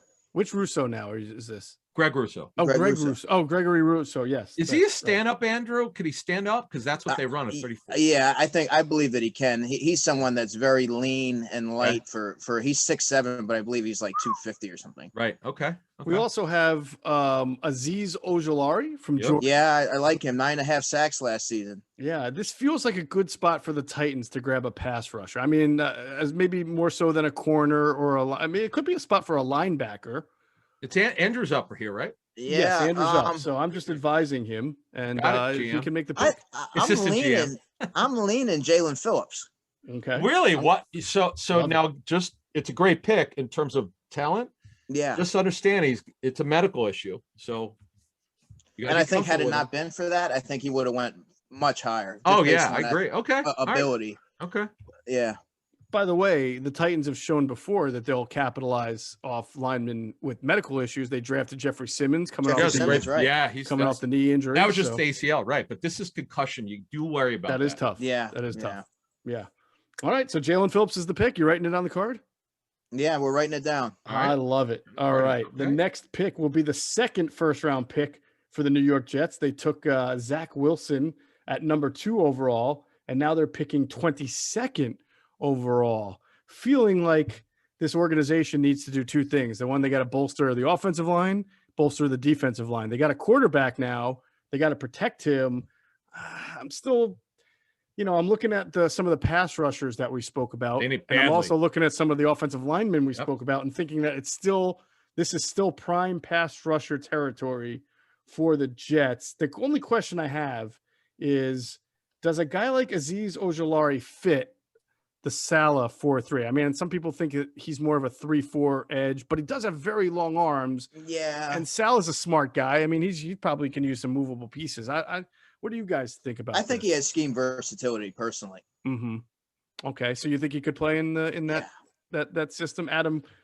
If I'm trying to decide between Ojolari, there's Russo, as Andrew has mentioned high on. I feel like Ojolari is probably the cleaner prospect here. The wingspan stands out to me. Well, Ojolari is playing to me now. You could stand him up because in this scheme he's going to run. I'm assuming he's going to run his version Salah's of the Seattle scheme, so he could be a Leo. Right.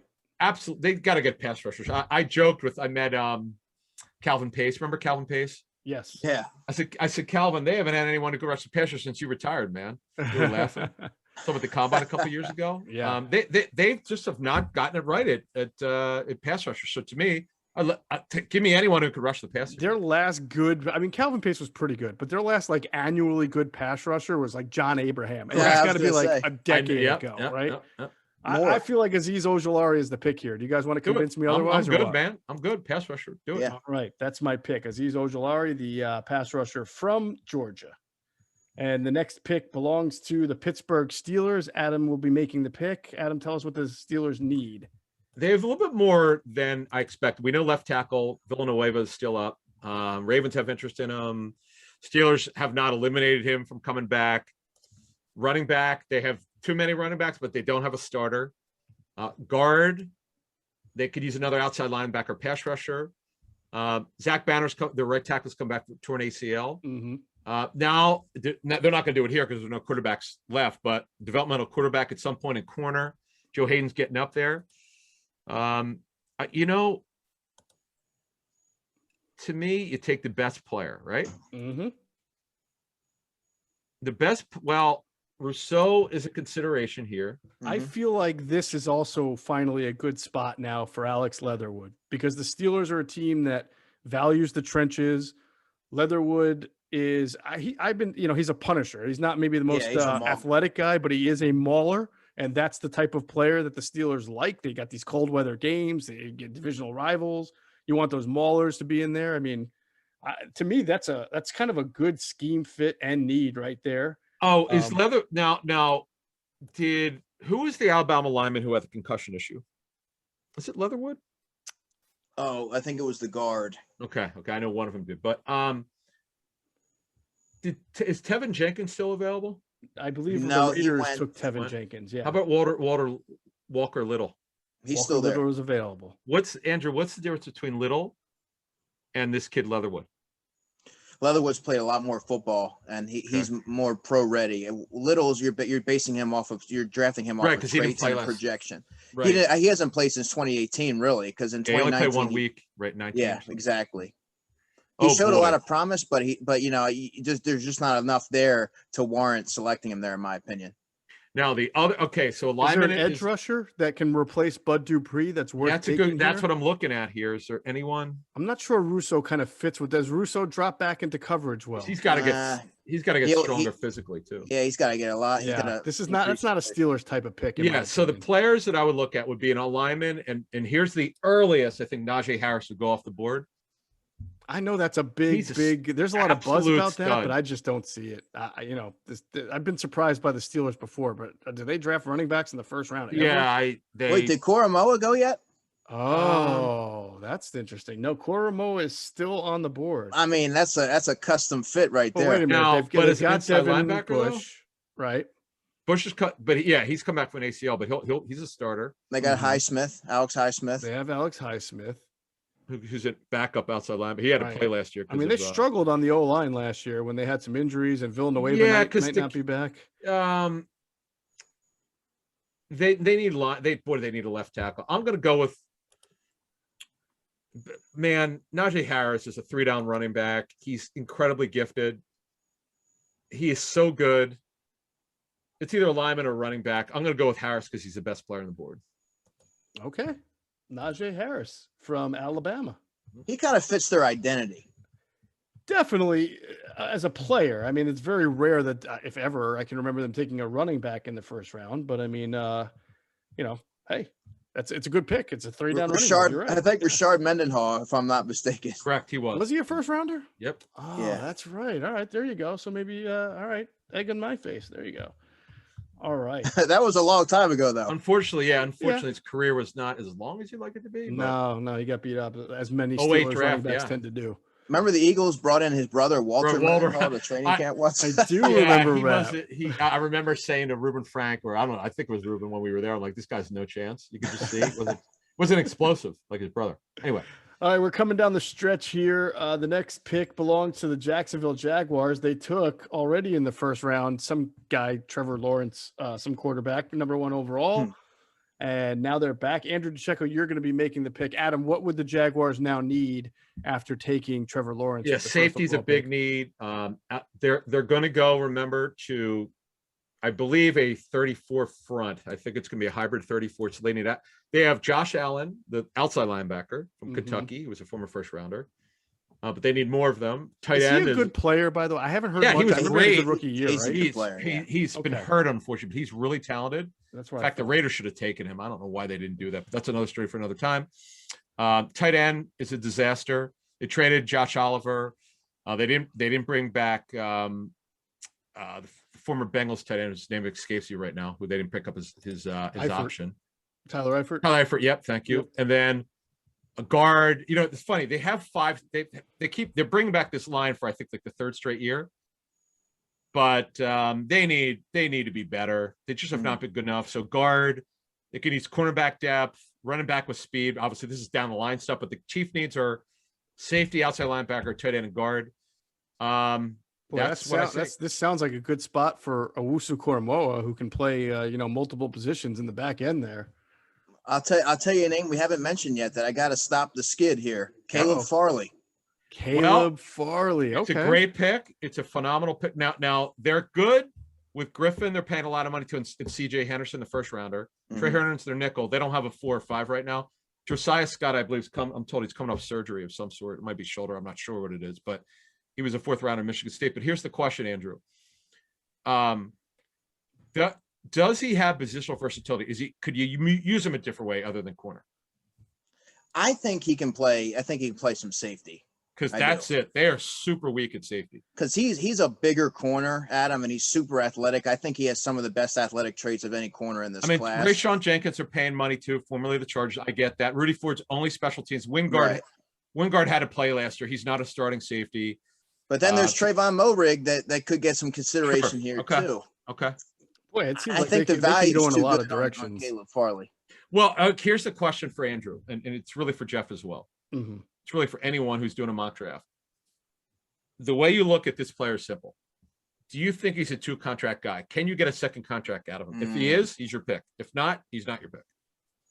You know, then that's a great way to put it, because I don't know that he can be a second contract guy. To be honest with you, the injury history's there. I mean, I'm inclined to lean Trayvon Moehrig.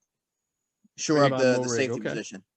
Hey, look, that's a good spot for him.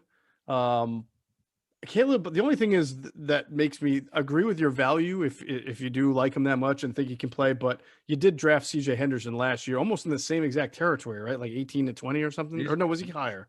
He went higher.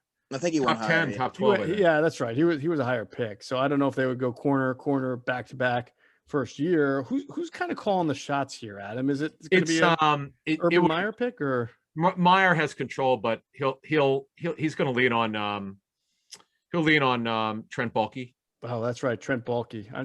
He was with the 49ers. I don't have a good feel for if he's valued certain positions over the other. Well, I don't remember them draft. I remember they drafted guys like Jimmy Ward there, and they drafted still there. Ward's still there. Drafted Ayupati, right? They would draft linemen. They drafted some corners. Well, I would say this though, before we move on to the next pick, they definitely need to get younger at certain positions of the offensive line. Yeah. And remember, Cam Robinson's on his franchise tag, the left tackle. That's a laughable franchise tag if there ever was. Yeah, it was a little. But look, they didn't draft him, so he's on the tag. Andrew Norwell's not worked out, okay, but guess what? He played for Urban Meyer at Ohio State. He did. And again, this line's back together for another year. AJ Cann is not lived up to what a lot of personnel people loved him for that 15 draft. It hadn't worked out, so. It wouldn't be the worst thing to take a lineman here, but I don't know if there's anyone who's really worth taking there. All right, Andrew, you had said Trayvon Moehrig. Are you sticking with that? Is that your pick? Yep, that's the pick. Okay. All right, 15, 20, 24th overall, a TCU player. 25th. Oh, my bad. 25th overall. I can't count. A TCU player goes. After last year, a TCU player went 22nd overall by the name of Jalen Reagor. All right, so we are on to the Cleveland Browns. I'll be making the pick. Adam Kaplan, you can tell me what the Browns need. DN, the Clowney signing has zero impact on it being a future need. He's on a 1-year deal. This guy can't stay healthy. DN's a need. They're not very good at linebacker. They're coached well, but they're just not. They don't have a lot of talent linebacker. Corner, they need competition and wide receiver depth. Look, they were a shocking team last year. They've drafted well. Andrew Berry had a great first draft. Boys, he's done a great job. Kevin Stefanski is phenomenal. I mean, I love it.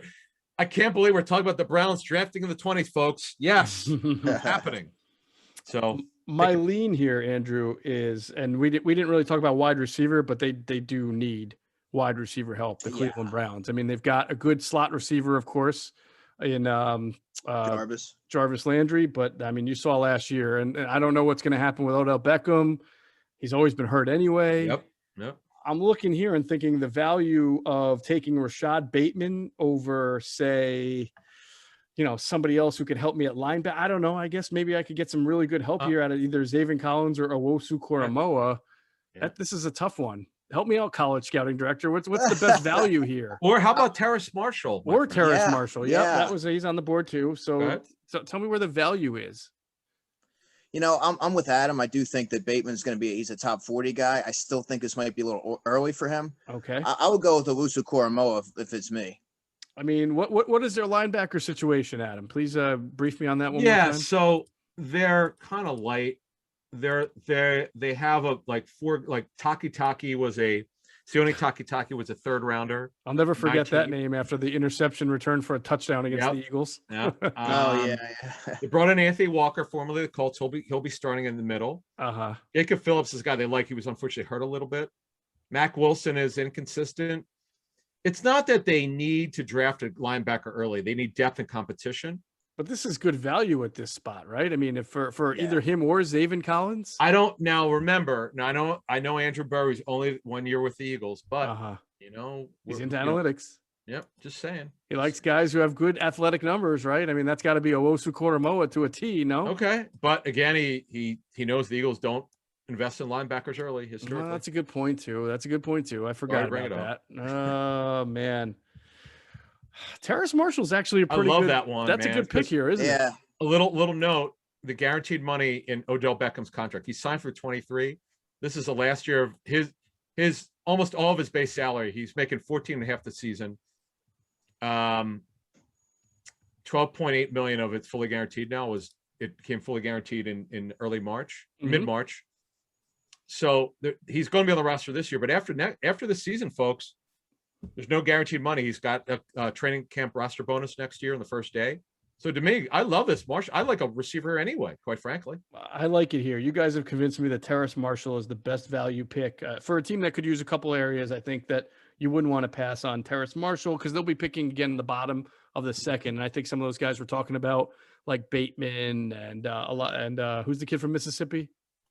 Elijah Moore. Yeah. That probably won't be around. So right, and I don't see a D end. Rousseau would be a consideration, I guess. I'm a little worried about him. I just a little.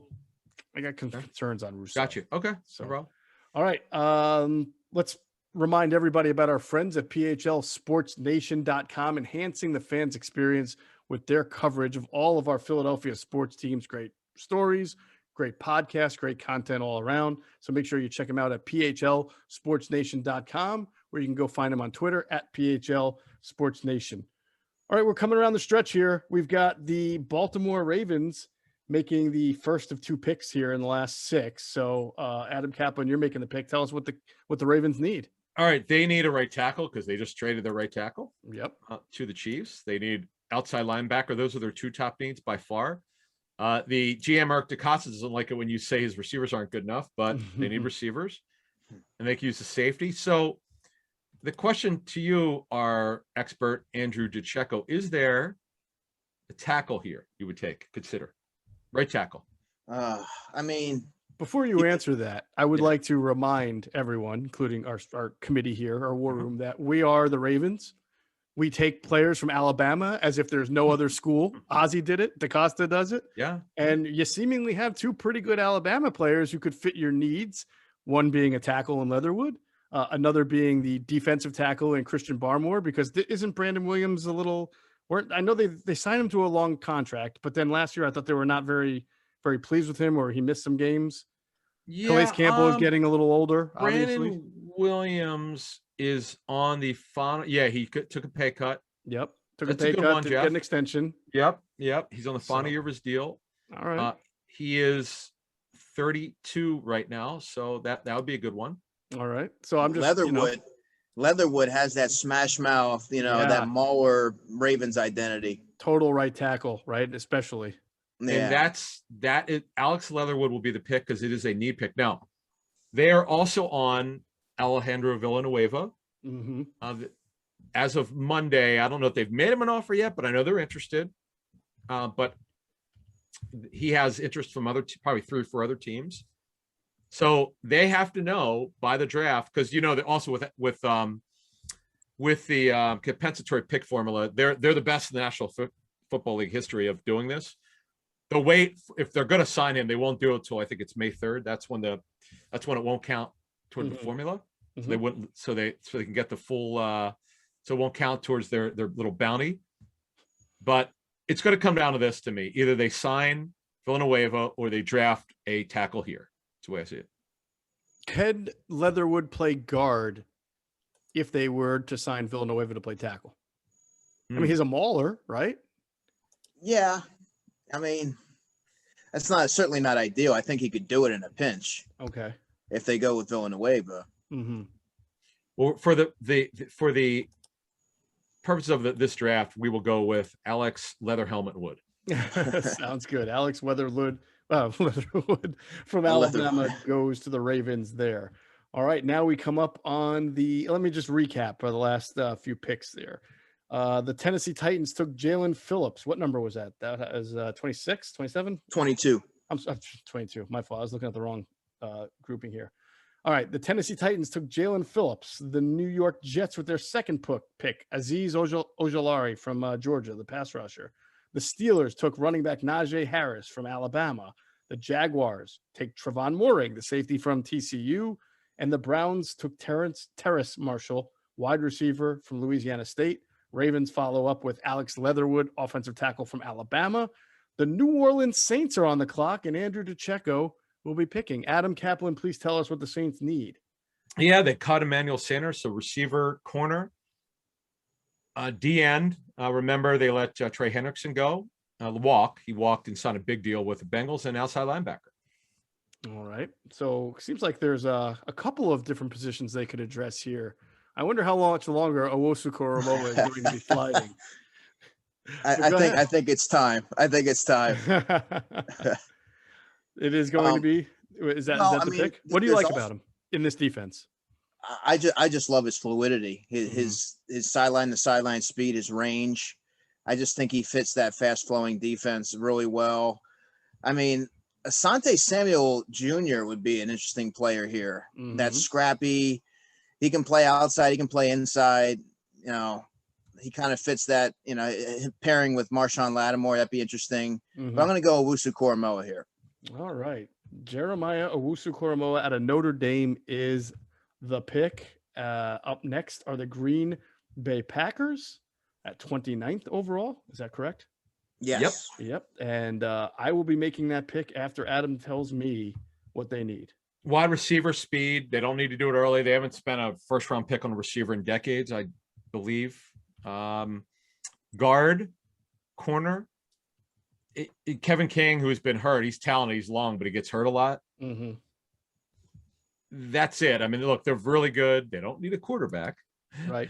But receiver, guard, and cornerback. But receiver, to me, they just need someone with speed. They don't need. See, the thing is, they don't need to do anything necessarily in round one where they have to get this particular player. But those would be the needs. Yeah, the Browns broke my heart by taking Terrace Marshall there just about 3 picks earlier. You know, the book that you have to worry about the 40 times this offseason. The book on Rashad Bateman was that he ran a faster 40. He plays fast, but not that fast. Good wide receiver, though. I mean, you could put him next to Devontae Adams and do some things there. You could use some offensive line help, but at this point where the value is in the first round, the tackles are mostly off the board. I don't know if I'm going to. How about this? Because the Packers would do this. Not every team would, but the Packers, I think, would. All right. We just lost our all-pro center. He signed with the Chargers.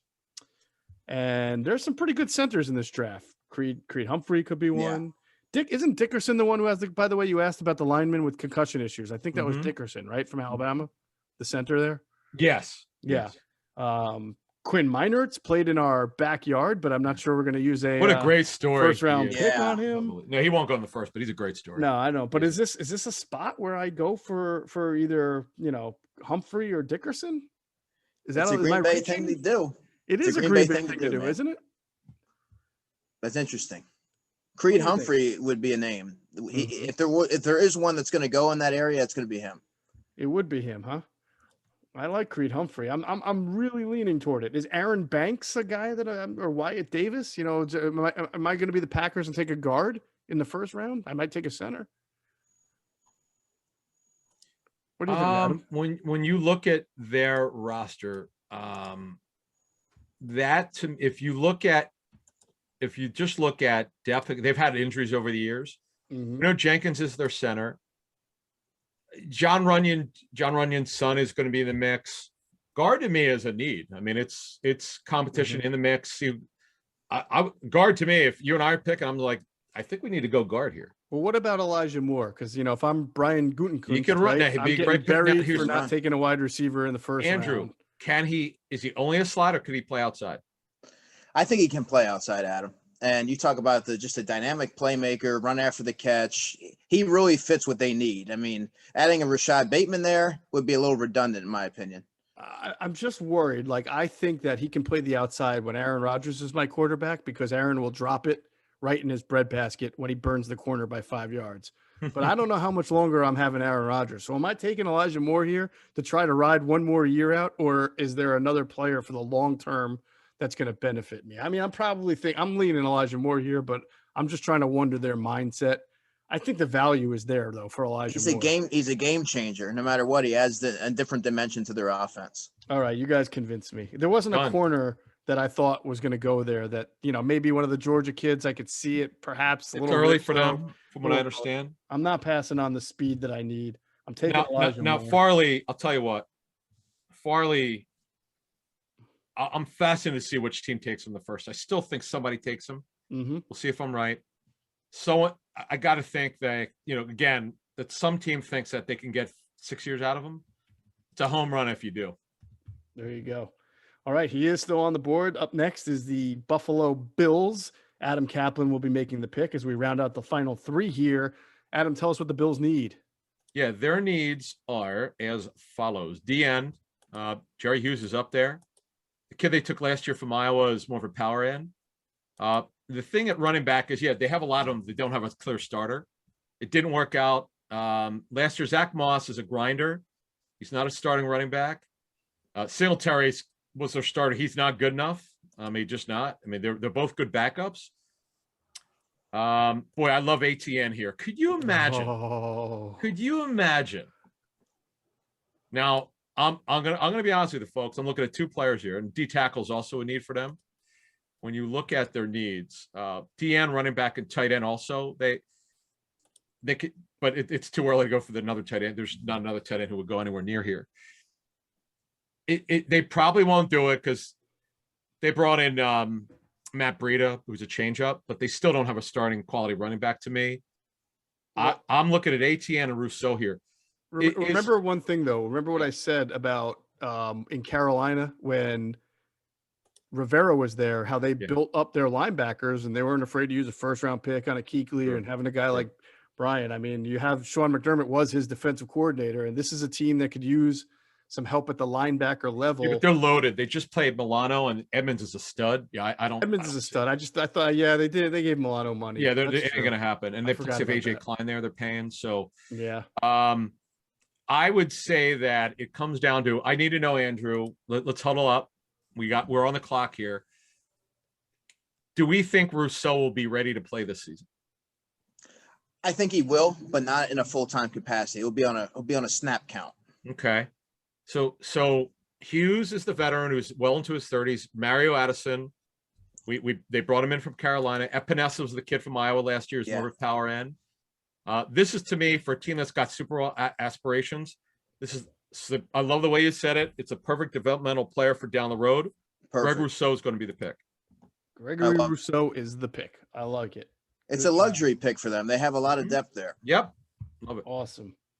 That will take us down. That was pick number 30th overall. So far, we've had the Ravens taking Alex Leatherwood, offensive tackle at 27. The Saints taking Jeremiah Owusu-Koramoah, linebacker from Notre Dame, 28th. The Packers at 29th take Elijah Moore, wide receiver from Ole Miss.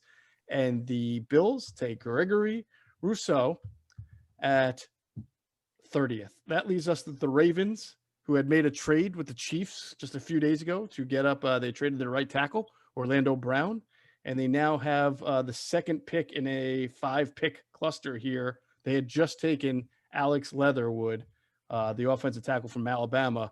I'm going to go back, Andrew DiCecco. You're making the pick, and remind you that the Ravens love Alabama kids. Yeah, Christian Barmore. They're a little long in the tooth here at defensive tackle, and Christian Barmore is a pretty good player who just, for whatever, he's the best defensive tackle, and no defensive tackles have gone yet. It almost seems like a great fit. Like I've written on InsideTheBirds.com, there's going to be one defensive tackle that goes in the first round, most likely, and he's going to be the one. Mm-hmm. We're getting at the end of the first round. The fit's there. Christian Barmore's the pick. Billy's own. I love the fact that we just picked two Alabama players for the Ravens, because that's such an obvious Ravens thing to do. Even with Ozzie not there, Eric DeCosta gets a lot of his mentorship from Ozzie. So, all right. So the Ravens, with the second to last pick, the penultimate pick, take Christian Barmore, defensive tackle from Alabama. And that will finish it off with the Tampa Bay Buccaneers, Super Bowl champion Buccaneers, sitting there, 32nd overall. Adam, please tell us what their needs are. It's crazy. I think there's a fit right here that I can't wait to say. Okay, because they're running it back, man. They pretty much brought back everybody other than Antonio Brown. So they don't need anything in particular. Safety, D-line depth, outside linebacker, because JPP is obviously in his 30s now. But It's really a remarkable story. Good job by Jason Light and Mike Greenberg, the contract negotiator, to get these guys back. So they could go do kind of whatever they want to do. They don't need receiver, though. They don't need that. Tell me, Andrew DiCecco, at rounding out the last pick, I almost feel like this is a carbon copy from the year before. It's almost a luxury pick. You've got a lot of really good players. Tell me why I wouldn't take Travis Etienne and put him with all the weapons that I got have. a million running backs.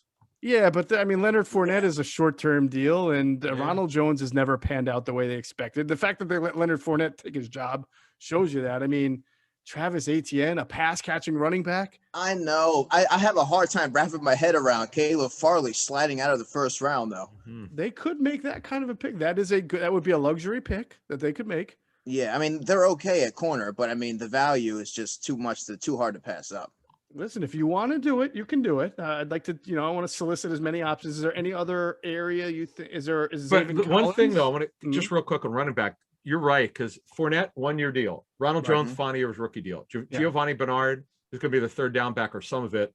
Right, he's there now. Keyshawn Vaughn is, it's in his second year, so they don't need. I mean, someone's going to have to go if they draft him. ATM, but it'd be a great pick though. Did they lose Quan Alexander? I forgot, or is he back? No, he's long gone. He's not Quan. I'm sorry. Yes, long gone. I don't know who you're talking about. Their two linebackers were Devin White. Yeah, he's a stud. No, Levante David, he's back. That's what I meant. Levante big time deal. He'll end his career. So it's not Zaven Collins territory. I think they're pretty good and young enough. Yeah. So White's a stud. Levante David will be there for a couple more years. To me, you could go any way you want here. The ATM pick is. There's just too many running backs. You'd have to. I don't know how much he'd play year one, but he'd be the guy later on. I think if you want to take advantage of that window, with Brady, Etienne would be a good pick. All right, I'm doing it. I'm writing it on the card. I'm taking Travis Etienne, running back out of Clemson, and I'm looking forward to having an explosive offense yet again. Oh my God, even better offense, because remember, they weren't great until about November last year where they really started to click. So someone's not playing. I don't think Leonard Fournette would be happy about it, but I'll tell you what, it'd be a great pick. Can you imagine ATN with this team? Oh my God, that speed. Unbelievable. I'm sure Tom Brady, I know how much he loves Fournette, but I'm sure he'll be fine with Travis Etienne there. Exactly. Playoff Lenny would have to take a seat anyway. Absolutely. All right, that's it. That is going to be the second annual Inside the Birds mock draft. The Eagles get Jaycee Horn, some interesting picks there. And look forward to it. Obviously, again, Thursday night, myself, Adam Kaplan, Greg Cosell, 5:30 to 7:30 p.m. on our Inside the Birds platform. We'll be doing our NFL draft preview show. Make sure you watch it. I will give out who I think. By the way, I'm going to hold it till Thursday. All right. Last year I didn't, but this year I'm going to hold it till Thursday's show. I'm not going to give it out. I promised before that. There you go. So make sure you're our next podcast, which will drop Thursday morning. We're going to do an Eagles only. Yeah. Well, Geoff and I will huddle up. It's going to be on Thursday, whether we drop it Thursday morning or the show at night. It's going to go out Thursday, but I'm going to do all I can to hold it till then. There you go. All right. That'll be our Eagles only mock draft for that episode. Andrew DiCecco, we thank you very much. Your insight was invaluable. We appreciate it. And we'll do it again next year, right? Yeah. Thanks for having me on. Good job, man. Anytime, really helpful, man. Yep. All right. So for Andrew DiCecco, Adam Kaplan, and Geoff Mosher, this has been the second annual ITB mock draft. As always, we'd like to thank everybody for watching and flying with us inside the birds.